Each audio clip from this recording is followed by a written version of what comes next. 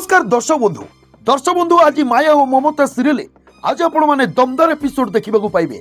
हाँ दर्शक बंधु भल होबार नाटक कला एबे रूपी आउ से रूपी होची गोटे बहुरूपी। हाँ दर्शक बंधु बहुत बड़ षड्यंत्र वर्तमान रचिची से महापात्र फैमिली को बर्बाद कर देबा पई।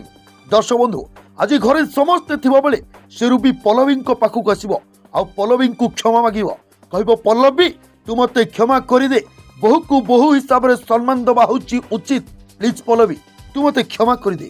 दर्शक बंधु रूबीर एमिति हठात बदली जा देखी कहा देहरे हजम हबनी। दर्शक बंधु एमिति क्षमा मागी सारी सेठारु से रूबी चली जीवो आउ रूबी को समस्ते देखी समस्ते पूरापूरी आश्चर्य हो जिवे। या पर पल्लवी कहे अरे हठात रूबी मौसींकर कौन होइछि एते बड़ परिवर्तन। दर्शक बंधु या पर सेठा को ममता आसबे आउ ममता कहे रूबी दीदींकर एते बड़ परिवर्तन मु भी सही कथा भाबुची पल्लवी अरे रूबी दीदींकर एते बड़ परिवर्तन हैला केमि। प्रकृतिर दर्शक बंधु रूबी क्षमा मागिबा आउ रूबी समस्त आगे परिवर्तन भार नाटक करवा एटा तो तार गोटे बहुत बड़ षड्यंत्र एई कथाटा तो सत कि दर्शक बंधु से एमिति काहे की करूची कोन आपण माने जानिछन्ते कि।